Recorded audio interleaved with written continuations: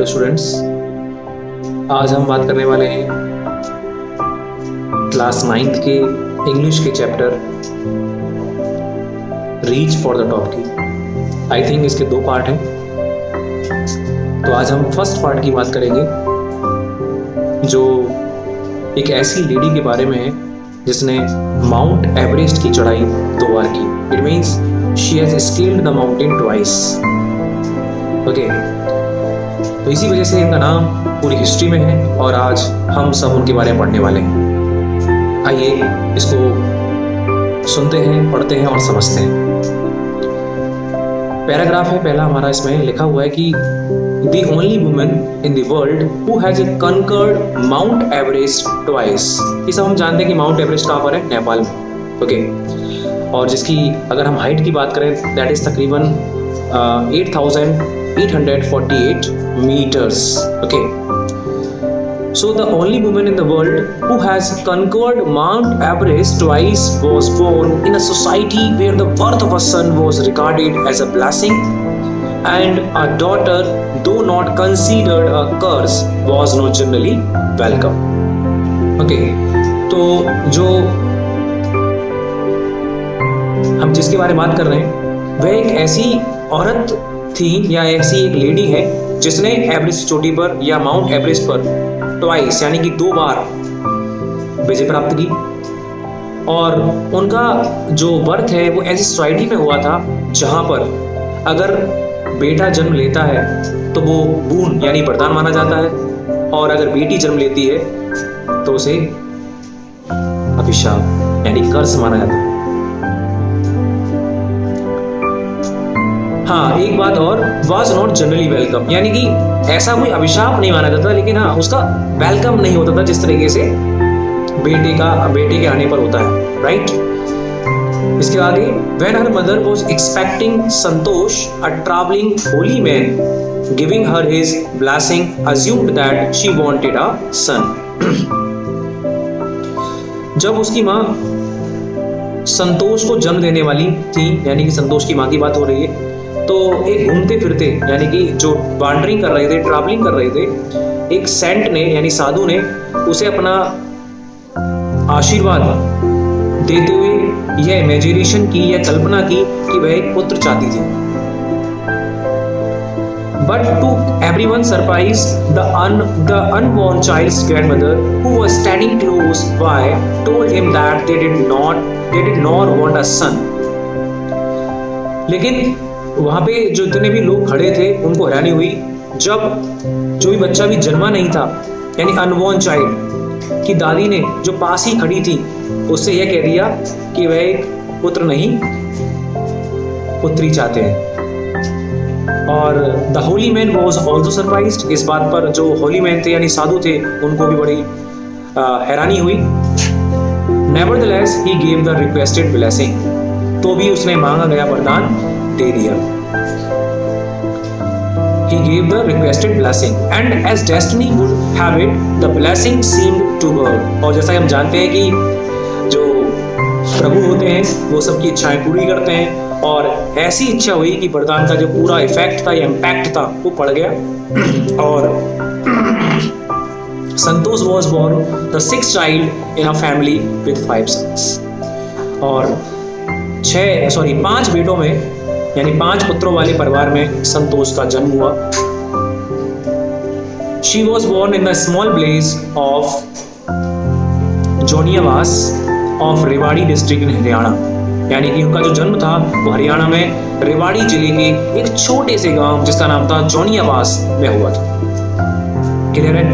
यानी कि हम कह सकते हैं कि संतोष का जो सोसाइटी थी या संतोष की जो फैमिली थी या आसपास की जो सराउंडिंग थी वो कुछ इस तरह की थी कि जहाँ पर लड़कियों का जन्म एक तरीके से अच्छा वेलकम नहीं माना जाता, यानी अच्छा नहीं माना जाता, लेकिन लड़कों का जन्म बहुत अच्छा माना जाता।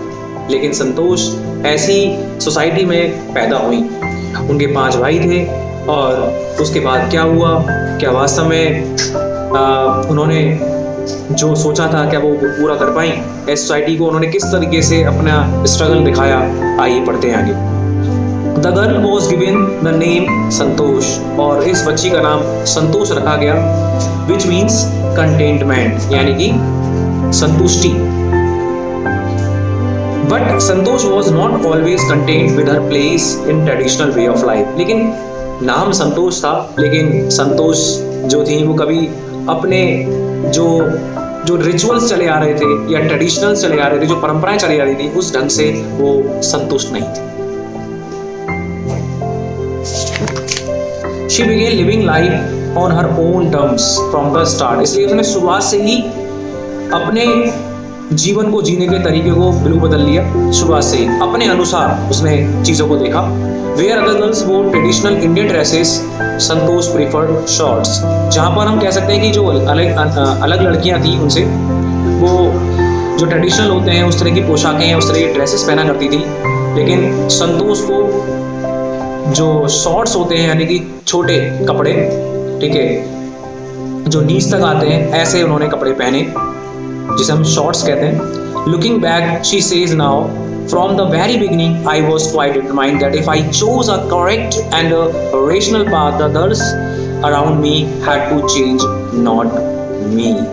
इस बात को थोड़ा ध्यान सुनेंगे सर, कि उन्होंने अपने पास्ट को देखते हुए वह कहती है कि बिल्कुल शुरू से ही मैंने यह निश्चय किया हुआ था कि यदि मैं कोई ठीक और प्लानिंग फुल कोई रास्ता चुनूंगी तो मेरे आसपास के जो दूसरे लोग हैं उनको बदलना होगा, ना कि मैं खुद बदलूंगी। अगर उनको लगता है कि मैं गलत पाथ को चूज कर रही हूँ तो वो बदलें, मैं नहीं बदलूंगी। मैंने जो चूज कर लिया है, जो पाथ मैंने चुना है, मैं उसी पर ही चलूंगी। Santosh's parents were affluent landowners who could afford to send their children to the best schools, even to the country's capital Delhi, which was quite close by। यानी कि संतोष के जो पेरेंट्स थे वो इतने धनवान थे कि उनको अपने बच्चों को भेजने के लिए अच्छे से अच्छे स्कूल भेज सकते थे, उनका खर्चा उठा सकते थे, एफोर्ड कर सकते थे। यहाँ तक कि वह अपने नेशन की जो कैपिटल है दिल्ली, वहां भी उनको भेज सकते थे, जो कि बहुत ही पास पड़ती थी। But in line with the prevailing custom in the family, Santosh had to make do with the local village school. लेकिन परिवार में जो पुराने रिचुअल्स चले आ रहे हैं या ट्रेडिशन चला आ रहा है, उसी के अनुसार संतोष को जो विलेज का जो स्कूल था, लोकल स्कूल, वहीं से ही संतोष होना पड़ा। सो she decided to fight the system in her own quiet way when the right moment arrived। उसके बाद क्या हुआ, इसलिए उसने अपने ही खामोश ढंग से कह सकते हैं या चुप रह करके इस सिस्टम से लड़ने का फैसला किया। और जब इसके लिए कोई उचित समय आएगा या राइट टाइम आएगा, तब उन्होंने सोचा कि मैं उसको मुंहतोड़ जवाब दूंगी। And the right moment came when she turned 16। और वो राइट मोमेंट आ गया सर जब वो 16 साल की हो गई। At 16 most of the girls in her village used to get married. और जैसा कि हम जानते हैं कि गाँवों में जो मैरिज होती है बहुत ही कम उम्र में होती थी, और शायद आज कुछ चेंजेस हुए हैं क्योंकि लोगों में थोड़ी समझदारी बढ़ी है और लोग थोड़े सोचने लगे, समझने लगे कि हमें जल्दी विवाह नहीं करवाना चाहिए बच्चों का इतनी कम उम्र में। लेकिन जहाँ पर हम बात कर रहे हैं कि जो गांव की अन्य लड़कियां थी उनकी शादियां होने लगी थी, लेकिन Santosh was also under pressure from her parents to do the same. इसलिए जो संतोष के पेरेंट्स थे वो भी उन पर दबाव बना रहे थे कि तुम भी शादी कर लो। A marriage as early as that was the last thing on her mind। लेकिन इतनी कम उम्र में मैरिज की बात सुन के उनके मन में ये चीज़ ऐसी लगी जैसे कि ये बात की बात है, ये इतनी इंपॉर्टेंट चीज़ नहीं है। इसलिए उन्होंने कहा a marriage as early as that was the last thing on her mind। लेकिन मैरिज उनके मन में ये लास्ट थिंग थी, राइट।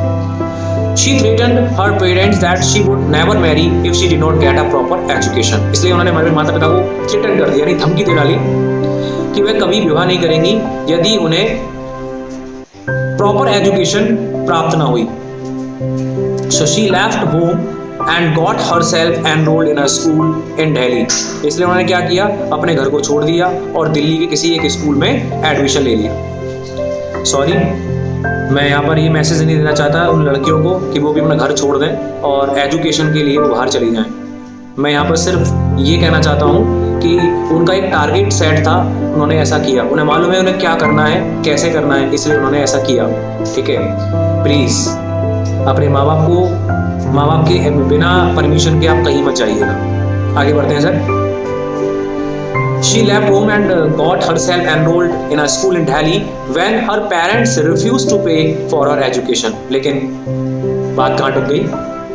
मनी पे। तो जब उनके जो पेरेंट्स थे उन्होंने कहा कि उसकी जो एजुकेशन है उसका खर्च देने से उन्होंने मना कर दिया कि भाई हम पे नहीं कर पाएंगे। So she politely informed them of her plans to earn money by working part-time to pay her school fees. Her parents then agreed to pay for her education. उसके बाद क्या हुआ? तो उसने बड़े पोलाइटली होकर के अपनी प्लानिंग के बारे में बता दिया कि वह अपनी स्कूल फीस देने के लिए पार्ट टाइम जॉब करेगी।